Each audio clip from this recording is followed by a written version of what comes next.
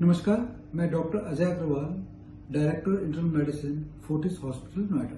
Question हमारे दिमाग में आता है कि मलेरिया कैसे फैलता है। मलेरिया एक एनोफिलिस करके मॉस्किटो होता है, मच्छर होता है, उसके काटने से, फीमेल एनोफिलिस मॉस्किटो के काटने से फैलता है। ये यूजुअली रात को मॉस्किटो काटता है।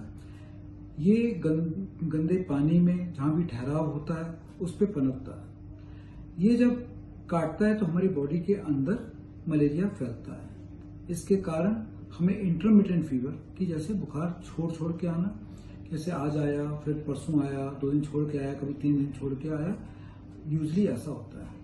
इन बिटवीन जब ये बुखार खत्म होता है तब पेशेंट बिल्कुल ठीक रहता है, यूजली कोई भी फीवर नहीं होता है। किंतु मलेरिया खाली बुखार ही नहीं करता, मलेरिया एसोसिएटेड कॉम्प्लिकेशंस बहुत सारे हो सकते हैं।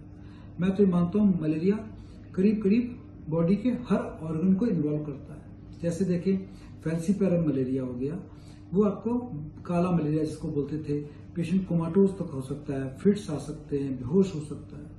यदि आपके लीवर में इफेक्ट करता है तो जॉन्डिस कर सकता है आपको। ये कभी खाली लूज मोशंस, वोमिटिंग, जैसे एल्जिड मलेरिया बोलते हैं, उसकी तरह प्रेजेंट कर सकता है। मलेरिया के कारण कई बार आपका हार्ट अटैक तक देखा गया है, लंग में पानी तक आना देखा गया है, और ये जानलेवा भी हो सकता है। मलेरिया को रोकने के लिए हमारे लिए सबसे इम्पोर्टेंट चीज है कि हम मच्छर पनपने न दें। जैसे भी वाटर बॉडी हो गई, जैसे जहाँ पे जल का, पानी का ठहराव होता है, उस पर लार्विसाइडल्स छिड़का जाए, उनको पनपने न दिया जाए।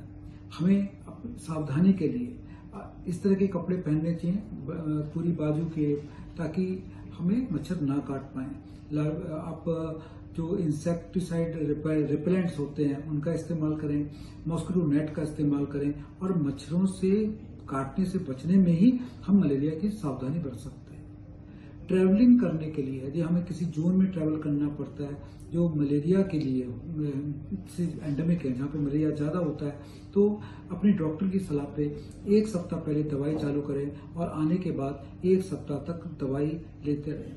बहुत जरूरी है, कभी भी हमें बुखार हो या मलेरिया का संदेह हो तो हम डॉक्टर से मिलें, अपनी दवाई जैसे कहा गया है निश्चित तौर पर लेते रहें।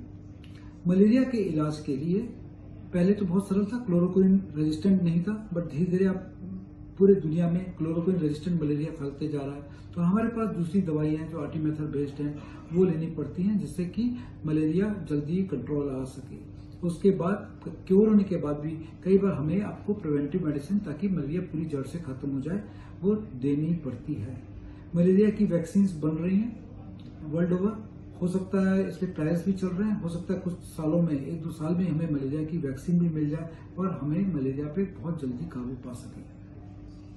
क्लाइमेट चेंज के कारण मलेरिया का बढ़ा हुआ है, क्योंकि अब हम लोग के सामने चैलेंजेस ये आता है कि हमें ये नहीं मालूम था कब बारिश हो जाएगी, कब नहीं होगी।